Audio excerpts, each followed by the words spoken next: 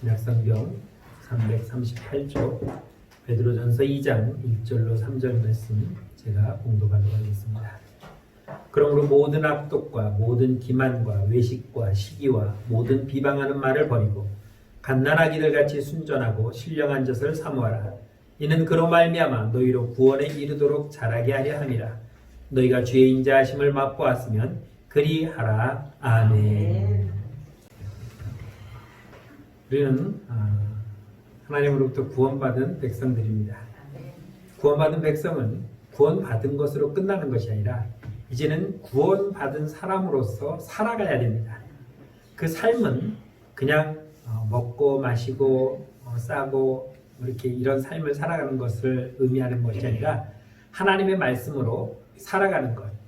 예전에는 세상에서 내 마음대로, 내 멋대로, 내 생각대로, 내 계획대로 살았다면 이제는 그러한 삶을 다 멈추고 이제는 하나님이 원하시는 방법과 하나님이 원하시는 그 삶을 우리가 살아가야 된다고 말씀드렸습니다.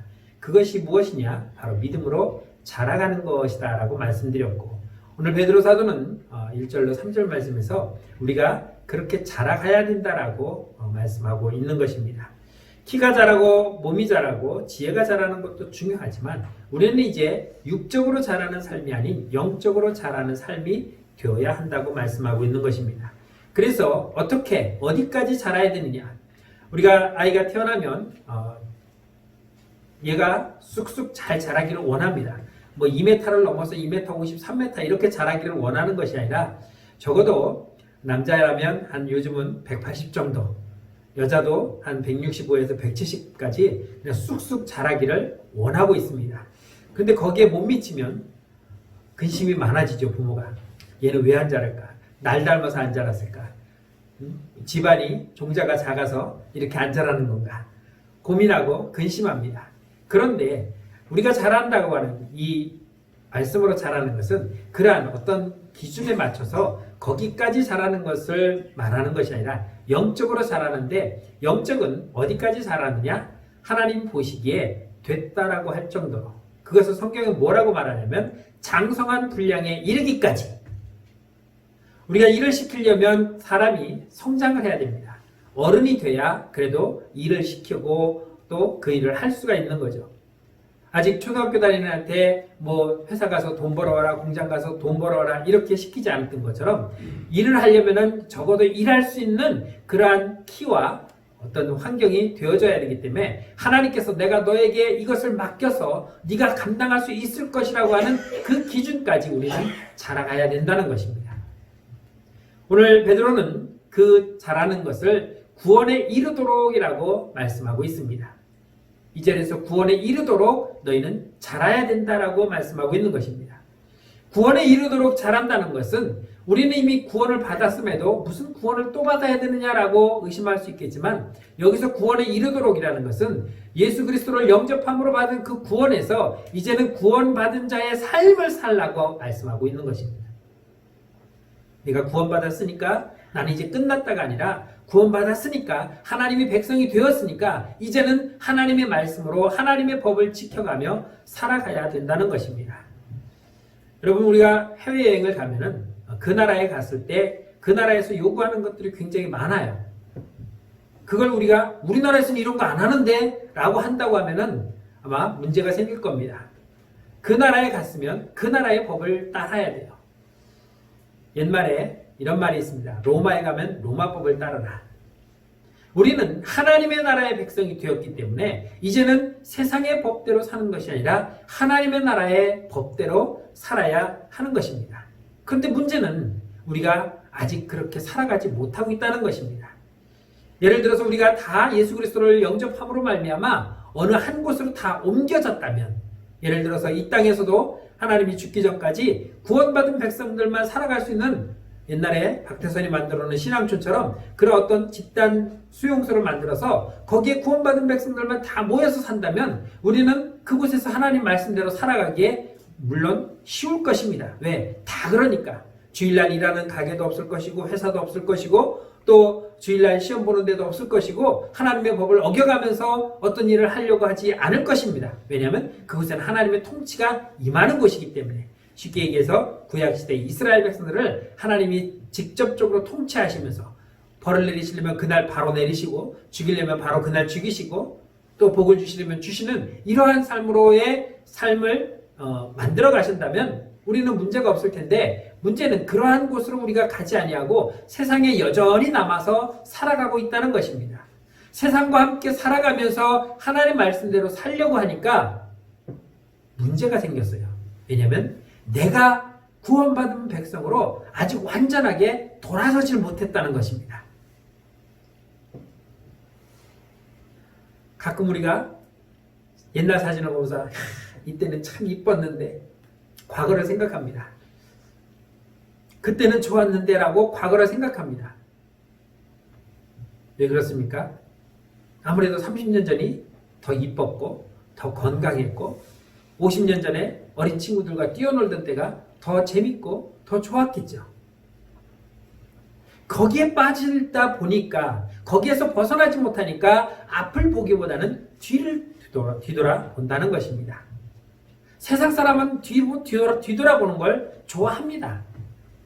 그러나 구원받은 백성은 뒤를 돌아와서는 안 되는 것이, 그 뒤는 무엇이냐면 내가 죽었던 시절이고 내가 죄악으로 갇혀있던 시절이고 내게 소망이 없던 시절이기 때문에 그 지긋지긋한 그 세상을 되돌아볼 이유가 없다는 것입니다.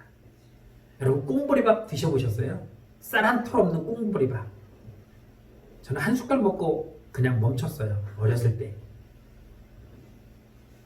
그 꽁보리밥을 날마다 먹고 싶으세요 지금? 어쩌다가 보리밥 한번 먹으러 가자고 보리밥집에 가면 그래도 쌀이 좀 섞여 있더라고요. 완전 꽁보리는 아니에요. 추억으로 어쩌다 한번 먹을 수는 있겠지만 다시 그 꽁보리밥을 옛날처럼 매일매일 먹으라고 한다면 못 먹어요. 제가 옥수수를 여기 와서 먹었어요. 제가 호박죽도 여기 와서 먹었어요. 징글징글했거든요. 그걸 또 매일 먹으라고 한다면 저는 안 먹어요. 지금은 그거 아니라도 먹을 게 많은데 왜 굳이 그걸 먹어? 어쩌다가 한번 호박도 나왔는데 호박죽 한번 끓여 먹어볼까? 한번 사 먹어볼까? 해서 어쩌다 한번 먹어보면은 되겠지만 그걸 날마다 또 먹는다는 것은 상상할 수도 없는 일이죠. 우리는 그런데 과거를 자꾸 뒤돌아보면서 하나님 앞으로 나아가지 못하고 뒤를 돌아보고 있다는 것입니다. 그렇기 때문에 이제 구원에 이르는 삶을 살기 위해서는 과거를 떨쳐버려야 됩니다. 구원에 이르도록 내가 자라가기 위해서는 과거를 떨쳐버려야 되는데, 지난주에 제가 끝머리에서 두 가지를 해야 된다고 말씀드렸습니다. 하나는 버려야 된다. 과거를 우리는 버려야 됩니다. 그것을 버리지 못하면 우리는 다시 거기에 묶여서 살아갈 수밖에 없는 것입니다. 또 하나는 버렸으니 어떻게 해요? 허전하니까 채워야 되겠죠. 그것을 채워나가는 것, 이것이 바로 우리가 앞으로 해야 할 일이라는 것입니다. 그러면 버려야 될 것이 뭐가 있겠습니까? 오늘 본문 1절 말씀 보면 그러므로 모든 악독과 모든 기만과 외식과 시기와 모든 비방하는 말을 버리라고 말씀하고 있습니다. 모든 것을 버려야 되는데 그 모든 것에는 무엇이 담겨져 있냐면 모든 악독, 모든 기만과 외식, 시기, 모든 비방. 그러니까 몇 가지만 버리고 적당히 버리고 조금은 남겨둬라는 것이 아니라 악독은 모두 다 버려라. 기만과 외식과 시기는 모두 다 버려라. 남을 비방하는 말은 모두 다 버려라. 철저하게 버리라는 것입니다. 모든 악독과 모든 기만과 외식과 시기와 모든 비방하는 말, 이런 것들을 버리지 않으면 우리는 구원에 이르는 삶을 살아갈 수가 없다는 것입니다. 모든 악독은 우리 마음에 있는 악함입니다. 악한 생각을 가지고 있으면서 우리가 선한 것을 한다? 그거는 잘못된 거죠. 모든 기만과 외식과 시기는 남을 해치려고 하는 나쁜 의도를 가지고 남을 속이고 남에게 해를 끼치려고 하는 그러한 마음을 갖고 있다는 것입니다. 모든 비방하는 말은 무엇입니까? 다른 사람에게 해를 끼치는 말입니다. 비방하고 모함하고 욕하고 이런 모든 것들은 하나님이 기뻐하시는 것이 아니라 우리가 즐겨 사용하던 것들입니다. 괜히 송권사님이 오늘 이쁜 스카프라고 하는데 아이고 주책이야. 오늘 뭐 그렇게 춥지도 않은데 뭐 잘났다고 혼자만 저렇게 스카프하고 와. 누구는 스카프 없는 줄 알아? 그냥 괜히 이렇게 심술이 나는 거예요. 그렇게 심술 나면 자기도 하지. 가만히 보니까 우리 이지영 권사님도 스카프 하셨네. 아주들 이쁘시구만. 응? 왜 그냥 자기가 안 하고 왔으면 말지 왜 그런 말을 해요? 어머 권사님 오늘 너무 이쁘다, 너무 잘 어울린다, 이 말은 못하고 괜히 그냥 심통이 나서 자기가 시간 없어서 파마 안 해놓고 누가 파마하고 어머 파마가 참 잘 나왔네요, 아주 어울려요 하면 될 것 같다가 아이고 어디서 이제 싸구려 가서 했나 보지, 저것도 머리라고 해보자. 이런 말을 하는 이런 마음을 갖고 있는 내가 찬양합니다 나의 예수님 하면서 찬양한다고 지금 이 자리에 앉아있다면 그는 온전한 구원의 삶을 살아가지 못하는 것입니다. 그렇기 때문에 모든 악독과 모든 기만, 외식, 시기, 모든 비방하는 말을 우리는 철저하게 다 버려야 온전하게 하나님이 원하시는, 하나님이 기뻐하시는 하나님 앞에 설 수 있는 삶이 된다는 것입니다.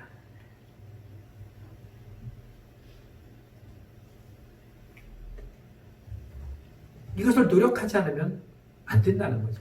하나님, 내 안에 있는 이 모든 악한 것들 싹 정리해 주십시오. 그래, 너는 오늘부터 구원받았으니까 그런 마음 하나도 없이 싹 내가 지웠다 라고 하신다면 얼마나 좋겠어요. 그런데 이것은 내가 해야 되는 일이에요. 하나님께서 나를 구원하시고 자, 넌 이제 구원받았으니까 내가 살아가는 방법을 가르쳐 줄게. 이렇게 하고 이렇게 하고 이렇게 하고 이건 하지 말고 저건 하지 말고 저건 하지 마. 말씀하셨으면 우리는 그걸 행하고 하지 말아야 되는 거예요. 그건 누가 해야 되냐면 내가 해야 되는 거예요. 나의 의지로 하나님이 나를 구원하셨으니까 이제 하나님 앞에 감사하는 마음으로 하나님 말씀대로 순종하며 살아야겠다고 하는 그런 마음과 그러한 자세와 그러한 노력과 그러한 몸부림이 나에게 있을 때에 이게 버려지게 된다는 것입니다. 전에 했던 말을 또 한번 되새기면 오늘 예배 끝나고 집에 가셔서 장롱문을 딱 여시고 옷장문을 여시고 무엇을 버릴까 한번 생각해 보시고 골라보세요. 막 골라내갖고 쓰레기 봉지에 담으려고 딱 보면 이건 괜찮은데? 아직 괜찮아. 에이 이거는 너무 오래됐어. 멀쩡한데? 아유 한 번 더 입지 뭐.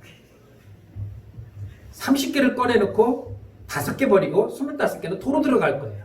왜? 아까워서. 그게 우리의 마음이에요. 우리의 형편이에요.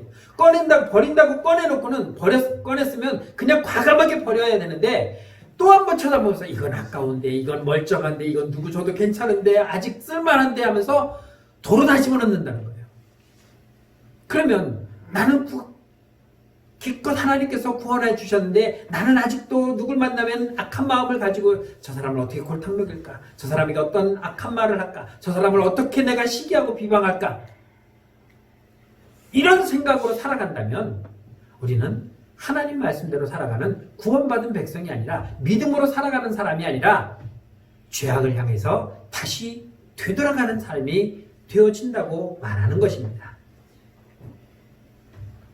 예수 그리스도께서 십자가에 못 박혀 죽으심으로 말미암아 우리에게 새로운 생명을 주셨어요. 죄악으로 살아가는 생명에서 이제는 새로운 하나님의 말씀으로 살아가는 새로운 생명을 주셨는데 왜 그 생명으로 우리는 살아가지 못하냐는 것입니다. 베드로전서 1장 22절에서 이렇게 말합니다. 마음으로 뜨겁게 서로 사랑하라. 너희가 마음으로 뜨겁게 사랑하라. 왜? 너희가 진리를 순종함으로 너희 영혼을 깨끗하게 하여 거짓이 없이 형제를 사랑하게 이르렀으니 너희를 구원해서 이제는 너희 마음속에 미워하고 시기하고 질투하는 마음을 내가 다 버렸으니까 너희는 이제 어떻게 살아가느냐? 과거처럼 그렇게 사는 것이 아니라 너희는 이제 형제를 사랑하며 살아가라. 그 사랑은 어느 정도냐? 뜨겁게 사랑하라는 것입니다. 나만을 위해서 살아가는 삶이었다면 이제는 남을 위해서 살아가는 삶이 되어져야 한다는 것입니다. 바울은 고린도전서 13장에서 이렇게 말합니다. 사랑은 오래 참고 사랑은 온유하며 시기하지 아니하며 사랑은 자랑하지 아니하며 교만하지 아니하며 무례히 행하지 아니하고 자기의 유익을 구하지 아니하며 성내지 아니하며 악한 것을 생각하지 아니하며 불의를 기뻐하지 아니하며 진리와 함께 기뻐하고 모든 것을 참으며 모든 것을 믿으며 모든 것을 바라며 모든 것을 견디느니라 하고 말씀하고 있는데, 여기에서 4, 5, 6, 7절에서 사랑하는데 이렇게 사랑하라고 하는 그 말씀을 전할 때에 여기에 딱 한 가지가 뭐냐면은 나를 위해서 하는 것은 아무것도 없다는 거예요. 사랑은 오래 참고 나를 위해서 참습니까?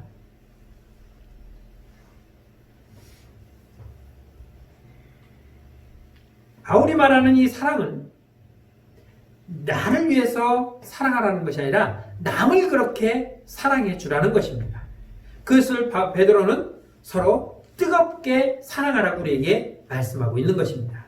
그래서 우리 안에 남아있는 이 악한 마음, 악한 시기, 질투 이런 것들, 그리고 악한 말 이런 것들을 철저하게 다 버리면은 우리는 형제를 사랑할 수가 있는 것입니다. 그런데 이 형제를 사랑하는 것, 놀랍게도 주님은 우리에게 사랑을 이야기하시면서 이렇게 말합니다. 형제를 위해서 내 목숨을 내어놓는 것이 가장 큰 사랑이다. 주님은 나를 형제로 생각하셨습니다. 그래서 그분은 십자가에 못 박혀 죽어주셨는데 누굴 위해서 죽으셨습니까?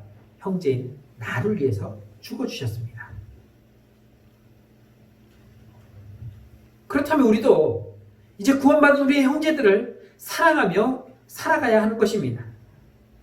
그를 위해서 악한 말을 생각해내고 악한 시기하는 마음을, 비방하는 마음을 생각해내는 것이 아니라 악한 독한 마음을 품고 있는 것이 아니라 그런 것들을 다 버리고 이제는 오직 내 형제가 잘 되기를 바라면서 내 형제를 돕고 헌신하고 순종하고 또 희생하면서 그를 위해서 살아가는 삶으로의 전환이 되어야 한다는 것입니다.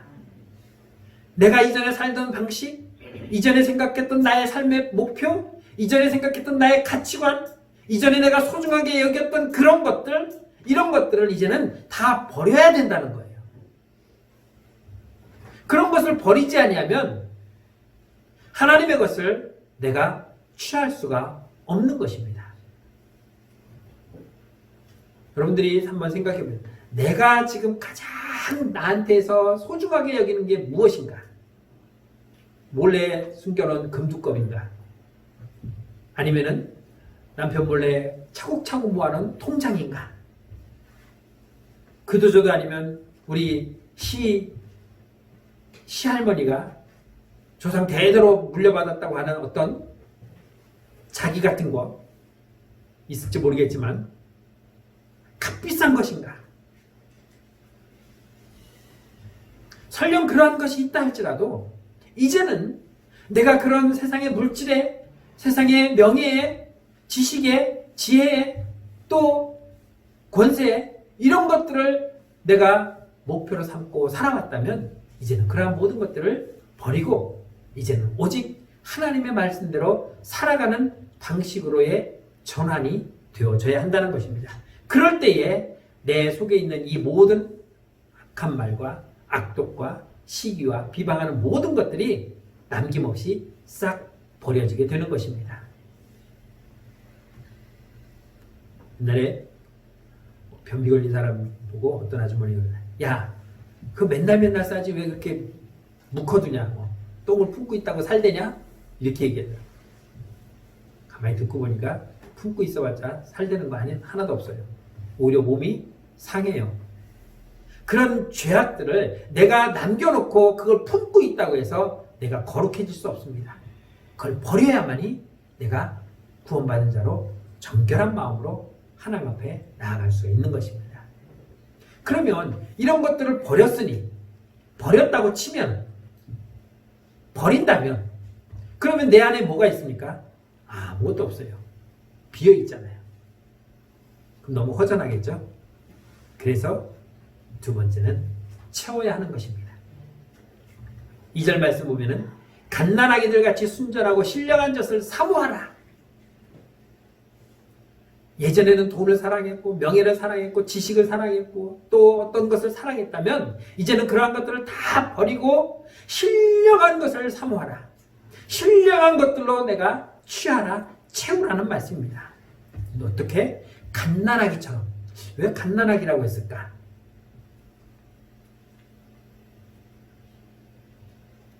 여러분 아이들을 키워보신 지가 오래되셨고 아니 또 뭐 손주들을 뭐 키워보면서 우유병을 먹여본 적도 있었을 겁니다. 그러면 얘가 왜 그럴까? 오줌을 넣었을까? 똥을 쌌을까? 배가 고플까? 테스트를 해보죠. 저도 해봤어요. 손가락으로 이렇게 갖다 대면 이거 똑같은 그럼 얘 배고프구나. 그 우유 타 먹이면 그냥 딱 주면 탁 물어고 꿀떡 떠가지고 잘 먹어요. 잠을 자다가도 앵앵거려서 엄마가 젖을 물리려고 하면 지가 알아서 막 젖을 찾아가요. 여기 있다라고 말 안 해줘도 후각이 발달해서 그런지 본능적으로 엄마 젖을 찾아가요. 아, 내가 배고픈데 배고프기 전에 제때 먹여야지. 내가 꼭 이렇게 낑낑댈 때까지 엄마는 기다려야 돼? 아, 자존심 상해. 먹어 말아. 얘는 이런 생각 안 해요. 그냥 무조건 나는 젖을 먹어야 된다. 먹어야 산다고 하는 그 본능을 가지고 엄마 젖에 달려들고 있습니다. 우리도 이제는 과거에 그 모든 것들을 다 버렸다면 이제는 신령한 것으로 내가 채우려고 한다면 그렇게 어린아이가 엄마의 젖을 찾아 달려드는 것처럼 우리는 적극적으로 나아가 하나님의 것으로 채워야 된다는 것입니다. 나는 엄마 젖이 아니면 나는 살 수 없어. 내가 이 젖을 안 먹고 뭐 식당 가서 갈비를 뜯을 거야, 설렁탕을 먹을 거야. 나는 아직 그런 거 못 먹어. 나는 오직 엄마의 젖만 필요한 것이지 그 어떤 것도 필요치 않아. 그 갓난아이에게 여러분 갈비를 먹여보십시오. 걔가 먹긴 하나. 우리에게는 오직 하나님의 신령한 젖인 말씀만이 우리 영의 양식이 될 수 있는 것입니다. 그 어떤 다른 것이 필요치가 않는 거예요. 그래서 우리는 항상 그것만을 쫓아가야 되는 것입니다. 어린아이가 배가 고파서 엄마의 젖을 찾으려고 덤벼드는 것처럼 우리는 하나님의 말씀을 향해서 달려들고 그 말씀의 젖을 먹음으로 말미암아 내 영혼의 성장을 가져와야 된다는 것입니다. 대충 하는 게 아니에요. 간절함으로, 절박함으로 달려들어서 먹지 않으면 죽는다. 내가 취하지 않으면 나는 여기서 죽을 수밖에 없다라는 그러한 간절함으로 우리는 살기 위해서 달려들어 취해야 된다는 것입니다. 악한 마음과 악한 행동과 악한 말들을 다 버리고 이전에 가지고 있던 그런 가치관과 그런 삶의 방식을 다 버리고 이제는 오직 나는 하나님의 말씀, 하나님의 그 말씀에 순종하며 살아갈 수밖에 없기 때문에 오직 그 말씀만 따르겠다고 하는 그런 간절함으로 가야 되는 것입니다. 박유선 목사님은 그의 주석에서 이 부분을 이렇게 말합니다. 이 신령한 젖이라는 것은 간사함이 없는 말씀의 젖이다. 간사함이 없는 말씀의 젖이다. 우리가 사람과 대화하다 보면 이건 좀 거짓말 같은데 이건 좀 사기성이 좀 있는데 나를 떠보는 건가? 하늘 정도의 어떤 의심되는 말들을 느껴볼 수 있어요. 그런데 이 신령한 젖이라고 하는 이 간사함이 없는 말씀은 그냥 진심이 담긴 말이에요. 꾸미지 아니하고 속이려고 하는 의도를 갖지 아니하고 거짓이 섞여 있지 않은 오직 진실만을 말하는 거예요. 하나님의 말씀은 우리에게 골탕을 먹이려고 거짓말하지 않습니다. 하나님은 우리를 속이려고 거짓말하지 않습니다. 사람은 속이더라고요. 부모가 자식도 속이고 자식이 부모도 속이며 부부간에도 서로 속이고 살아갑니다. 그래서 어쩌다 한번 그 거짓말한 게 들통나면 세상에 당신이 나한테 그럴 수 있어 막 나는 널 믿었는데 네가 그럴 수 있느냐고 화가 나는 이유는 믿었기 때문이에요. 사람의 말은 믿었는데도 거짓말을 하는데 하나님은 우리에게 거짓말을 하지 않기 때문에 진실만을 말씀하시기 때문에 우리는 그 말씀을 100% 믿어도 절대로 내가 속았다고 하는, 절대로 내가 후회할 만한 일은 나타나지 않는다는 것입니다. 하나님께서 약속하셨습니다. 내가 이 말씀을, 내가 너에게 한 이 말을 모두 다 이루어주겠다라고 하는 하나님께서 직접 말씀하셨기 때문에 우리는 그 말씀을 믿고 나아가기만 하면 되는 것입니다. 그렇게 차곡차곡 한 말씀 한 말씀 채워가는 것, 이것이 바로 우리가 채워가는 것, 버렸기 때문에 이제는 하나님의 말씀으로 채워가는 것이라고 말씀드릴 수 있는 것입니다. 성경 말씀을 많이 외우는 것, 물론 그것도 중요합니다. 암송하는 것, 그것도 중요합니다. 그러나 우리가 말하는 이 채우는 것은 그런 지식적인 것을 채우는 것이 아니라 하나님의 말씀으로 채워져야 한다. 다시 말하면 하나님의 말씀으로 삶이 나타나야 된다는 것입니다. 예를 든다면 어떤 사람과 교제하는데 난 이 사람이 참 좋은 사람인 줄 알고 교회도 열심히 다니고 그러니까 그래서 만나서 이제 교제를 합니다. 만나서 얘기도 해보고 같이 밥도 먹고 쭉 이제 시간이 지나가면서 저기 하는데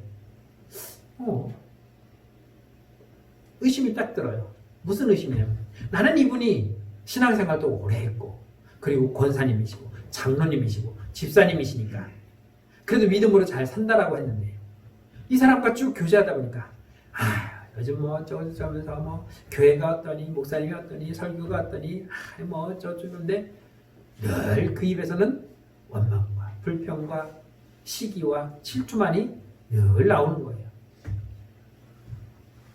한 번도 이 집사님이 좋다든지 저 권사님이 좋다든지 장로님이 좋다든지 목사님이 좋다든지 이런 말을 들어보지를 못하는 거야.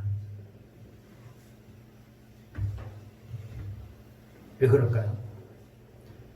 하나님의 말씀으로 채워지지 않았고 아직도 악독과 비방과 시기와 그런 악한 마음들이 남아있기 때문이에요. 시간이 지나면 지날수록 이 사람의 삶의 모습은 하나님의 거룩한 말씀으로 변화되는 그러한 삶이 나타나야 되는데 그 말씀으로 삶의 모습은 하나도 나타나지 않는다는 것입니다. 우리는 살아가면 살아갈수록 나에게서 하나님의 말씀이 나타나야 돼요. 지금 우리는 주일날 11시부터 12시까지 예배를 드리는데 이 시간에 삼거리를 배회하고 있으면 안 된다는 거예요. 누가? 여러분들이. 왜요? 여러분들은 군남중앙교회 다니는 거 아시거든. 동네 사람들이. 신장님도 아시고 최영원 사님도 아시고 오장님도 아시고 다 알아요. 군남면. 그런데 이 시간에 저 삼거리에 돌아다닌다고 한번 생각해요. 지금 몇 시지? 지금 예배 시간일 텐데 이런 모습을 우리가 보여줘서는 안 되는 거예요.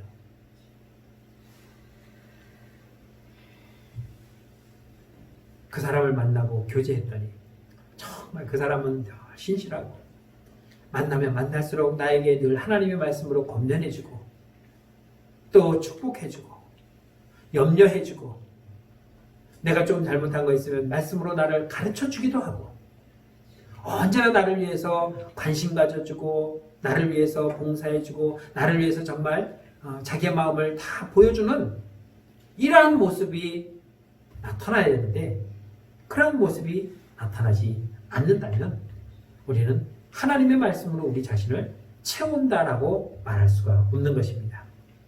하나님의 말씀으로 채워질 때에 우리는 영적으로 자라갈 수가 있는 것이고 믿음으로 살아갈 수가 있는 것입니다. 오직 주님만 붙잡고 주님만 의지하고, 예전엔 내가 세상에서 세상대로 살고 세상에 가치 있는 것을 쫓았지만 이제는 그러한 모든 것들은 나에게 아무런 관심의 대상이 되지 아니하고 오직 나의 관심은 전능하신 하나님만이 나의 관심의 대상이 되는 거고, 나는 오직 하나님의 말씀만 붙들고 살아간다는 이런 삶이 나에게서 비춰져야 되는 것입니다. 우리는 그래서 세상 사람들에게 저 사람은 교회 다녀가 아니라 저 사람은 예수에 미쳤어, 저 사람은 아주 예수쟁이야 라는 말이 오히려 우리에게는 더 좋은 말로 들려지게 되는 것입니다.